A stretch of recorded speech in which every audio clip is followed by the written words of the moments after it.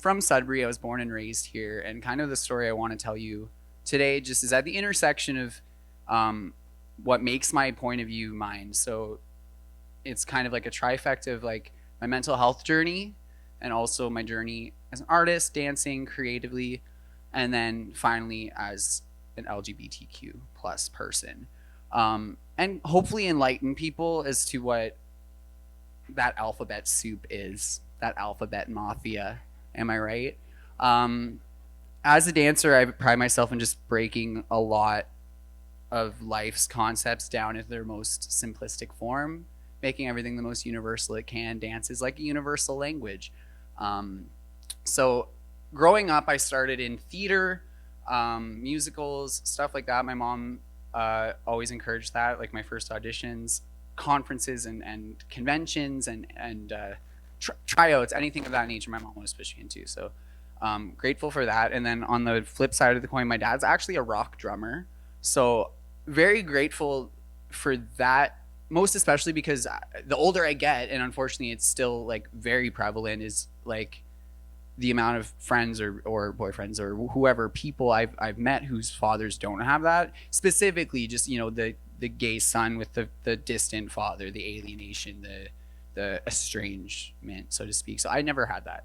So like 110% would not be standing here, or even be able to even maybe wrap my thoughts around those concepts and then wrap my mouth around them and then unapologetically or just share them, because my goal isn't necessarily the old like I'm here, I'm queer, I'm not going anywhere, and it's like it's not meant to be like that sort of fu political statement, more of like a bringing together. So we all know like pride, the rainbow, it's very stamped. Even like freaking RBC, you'll see it on the side of their building come pride season in June.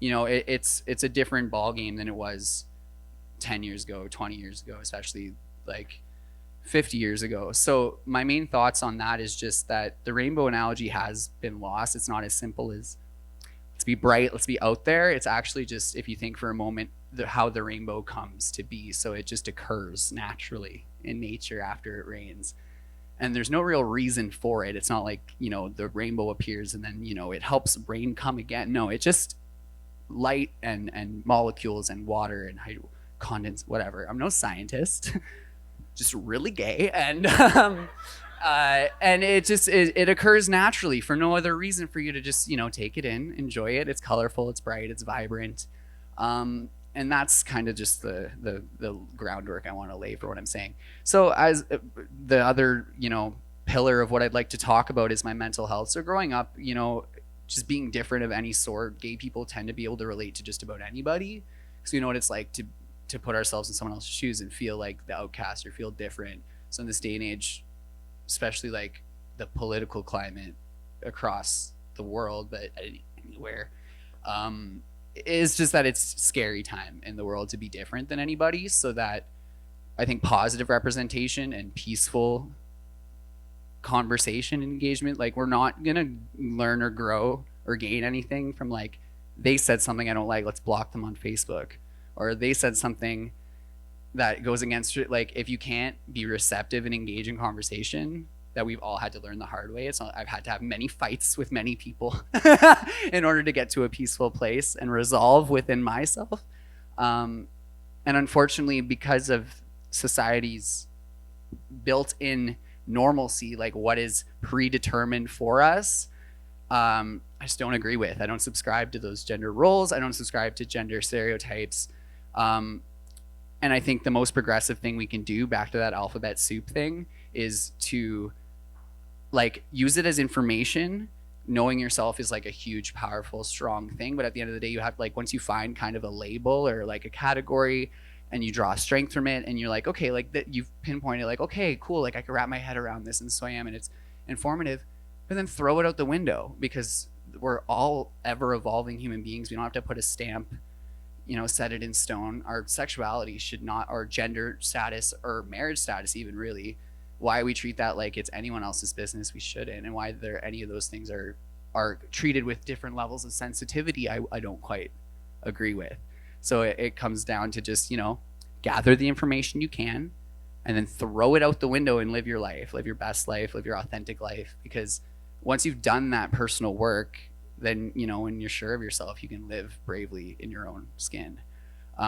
So finally, as like the mental health side of that is like, you know, having set up, you know, society's built-in predetermined difference from the norm is gay people tend to hate themselves a lot. There's a lot of like what I didn't learn until I was old enough. And honestly, I'll rephrase, until I had been out for a while, and you live in your adult skin for a while, that what internalized homophobia really means, and how we just grow up thinking everyone hates us, like the whole world's against us, we're different, we're, you know. So then on top of just figuring out who we are, there's all that other added baggage of experience of shit added onto it that just makes it harder and harder to uncover those layers.